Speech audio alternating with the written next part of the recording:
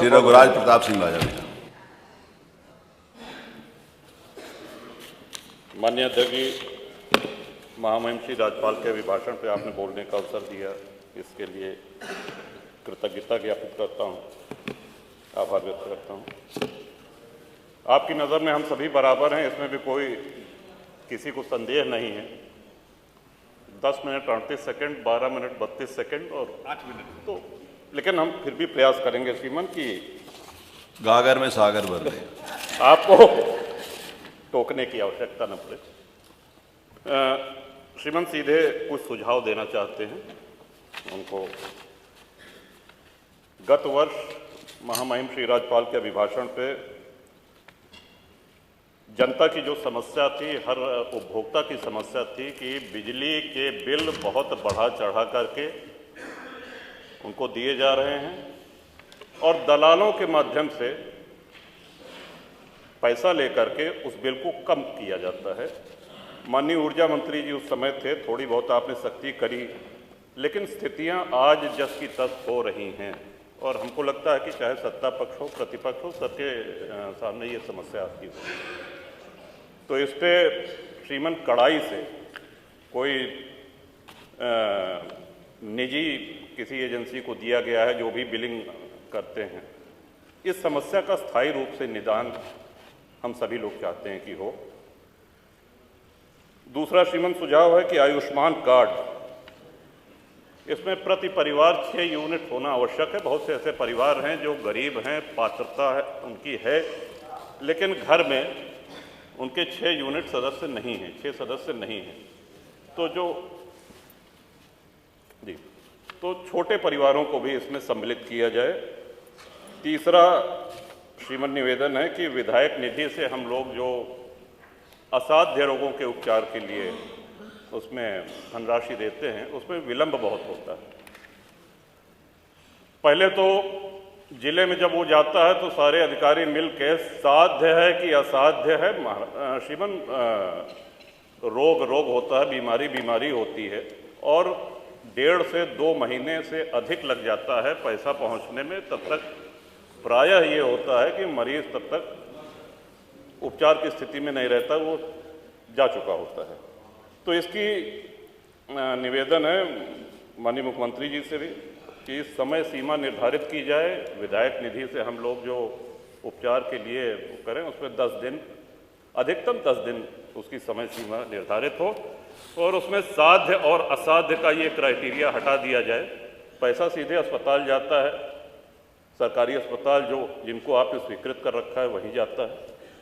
तो ये साध्य और असाध्य का श्रीमान ये हट जाए तो इससे बहुत ही सरलता होगी।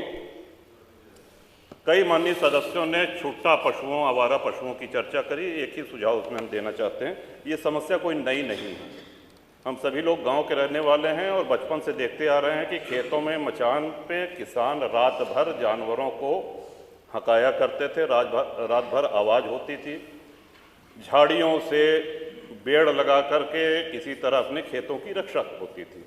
उससे भी और पहले चले जाएं तो मुंशी प्रेमचंद की एक कहानी है पूस की रात, हम सभी लोगों ने पढ़ी होगी। तो उस समय भी ब्रिटिश काल में भी ये समस्या थी खेतों में आवारा पशुओं के चरने की।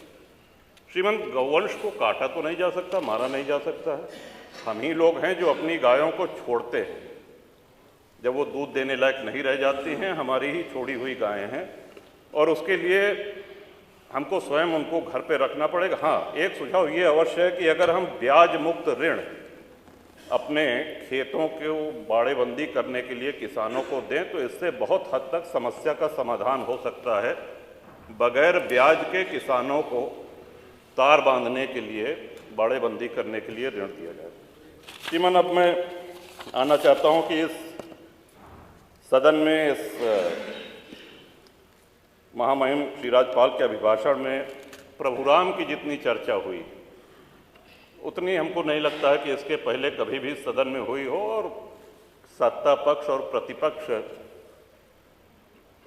प्रतिपक्ष भी ये जाहिर करने में लगा रहा कि हम भी भगवान राम के भक्त हैं। भगवान राम सबके हैं, सर्वव्यापी हैं, सर्वव्यापक हैं। बड़ा सौभाग्य था हमारा श्रीमान, 22 तारीख को बहुत कम लोगों को आमंत्रण मिला था, वहाँ जाने का अवसर मिला। इतना सुव्यवस्थित कार्यक्रम माननीय मुख्यमंत्री जी, जब माननीय प्रधानमंत्री जी जा चुके थे और सब अतिथि जा चुके थे, तब घूमते रहे, एक एक व्यक्ति से मिलते रहे और वो बड़ा भावनाओं का अतिरेक था।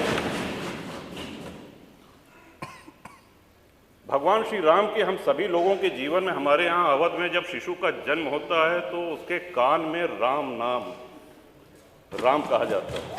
जब विद्या आरंभ होता है श्रीमन, तो राम लिखा जाता है तख्ती पर उसका हाथ पकड़ करके। और अंतिम यात्रा के विषय में तो हम सभी को पता है, राम नाम सत्य है कहा जाता है। वो भगवान राम किन परिस्थितियों में तंबू में रहे, निर्वासित रहे, इस बात की प्रसन्नता इतनी गांव-गांव है।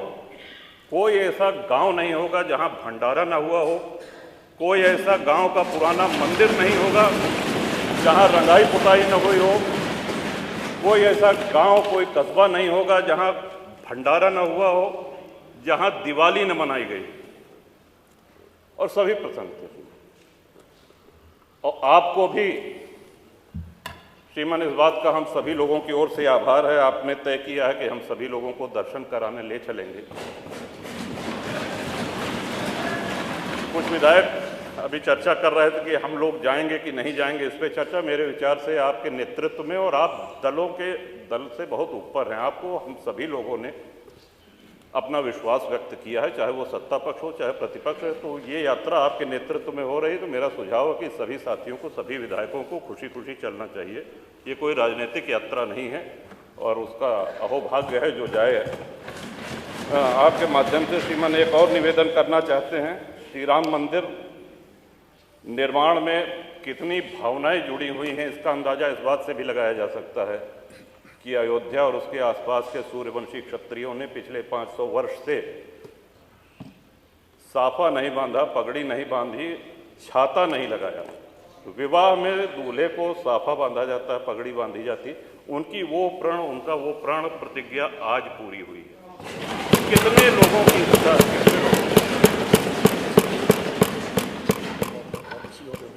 आप ही के माध्यम से श्रीमान ये भी अनुरोध करना चाहेंगे, माननीय मुख्यमंत्री जी का भाषण, माननीय प्रधानमंत्री जी का भाषण सुनने का अवसर मिला। वहाँ पे भगवान राम की इस जय यात्रा में जितने सहयोगी थे, जितने उनके भक्त थे, सभी को स्थान दिया गया है। जटायु जी की प्रतिमा है, निषाद राज जी की प्रतिमा है, वहाँ बनेगी निर्माणा की माता शबरी की प्रतिमा है। लेकिन हमारे जैसे अज्ञानी लोग जो संस्कृत नहीं जानते हैं, अगर प्रभु राम की महिमा से परिचित हुए हैं तो पूरा श्रेय गोस्वामी तुलसीदास जी को जाता है।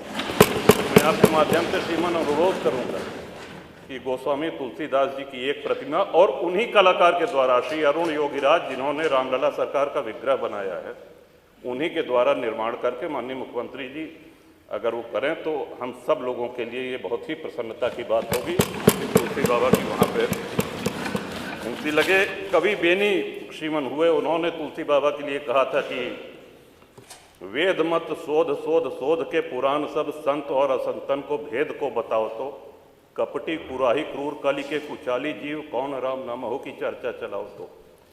कहे कवि बेनी मानो मानो हो प्रकृति, पाहन हिये में कौन प्रेम उपजाओ तो, और भारी भव सागर उतार तो कौन पार, जो पे रामायण तुलसी न गाओ।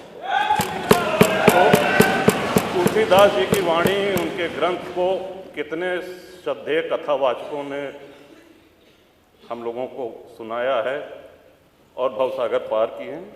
इन्हीं शब्दों के साथ श्रीमन जो हमको कहना था सारी बातें आ गई हैं। क्षेत्र के विषय में डिग्री कॉलेज हमारे हदगुआं क्षेत्र में और बिहार में चाहिए, ये आपके माध्यम से हम कह दे रहे हैं श्रीमन। बाकी शुभकामना और महामहिम श्री राज्यपाल के अभिभाषण का समर्थन करता हूँ। बहुत बहुत धन्यवाद।